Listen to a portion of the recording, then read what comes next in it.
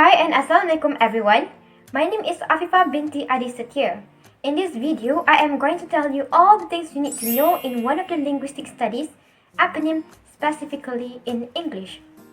The question that we should start with is, what is exactly an eponym?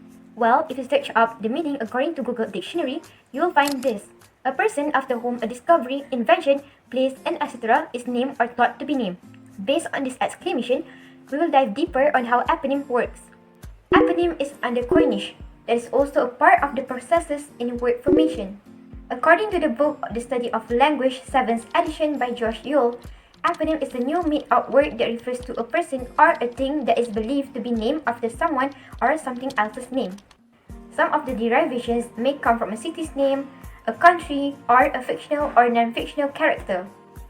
Some common eponyms are very well known, and others will only be familiar to people who understand the cultural reference. Here are some examples of eponym derived from people's names that we always hear and use a lot. Boycott. It means refuse to do business with someone from Chelsea boycott. He refused to conform to land reforms supported by the Irish Land League. Now, boycotting is understood as a tool in campaigns of passive resistance to unjust social conditions. Cardigan. It means style of sweater that opens at the front, from James Thomas Brudenell, 7th Earl of Cardigan, who is said to have worn a knitted waistcoat to keep warm on a campaign. Casanova. This refers for a man who is known for seducing women and having many lovers, from Giacomo Jacopo Girolamo Casanova da Sengal, an Italian adventurer who wrote a memoir in which he bragged about his conquests. Another form of eponym is words that are initially brand names but now are used to refer entire categories of things. Some of them are Band-Aid. Band-Aid is the name brand that makes adhesive bandages. As the brand becomes popular among locals, they use the word to refer to any adhesive bandage regardless of who makes it. And the same goes for Kleenex, which is a well-known tissue brand that is then often used to refer to any tissues and would be understood as one in few countries or communities like in Australia. And here are some examples of eponyms coined from scientists' names. They inspire the eponymic terms that come to describe their discoveries. Fahrenheit comes from the German physicist Gabriel Daniel Fahrenheit, who introduced a temperature scale. Algorithm. The word is derived from the name of 9th century mathematician Muhammad al-Khwarizmi, which was taken from his Latinized version of his surname, Algorithmi. Here are some examples of eponyms that Twitter users use in their tweets and where some of them are discussing about it.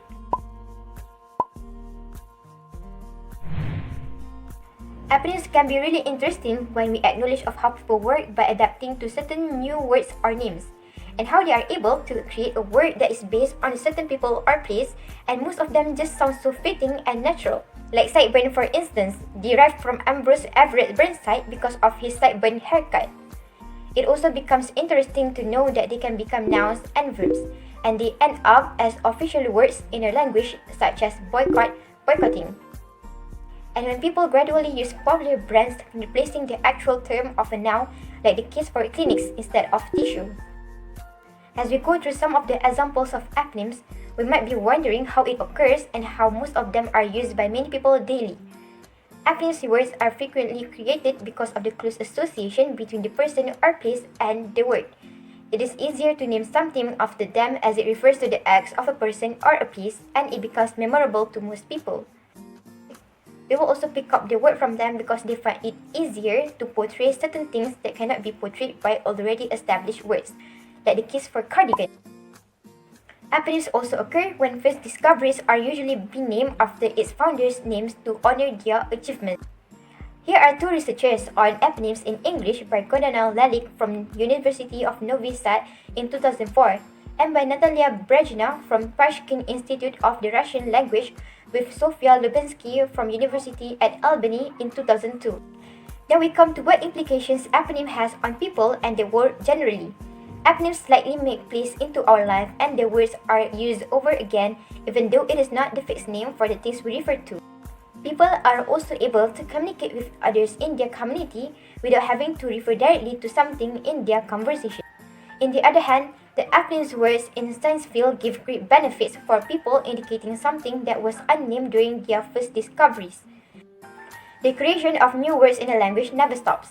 Learning a thing or two from a language will increase our knowledge. It also implies in eponyms which are widely used, yet most people do not even know where they come from. Like how I did not know about all these things until I did a lot of research on eponyms. Thank you.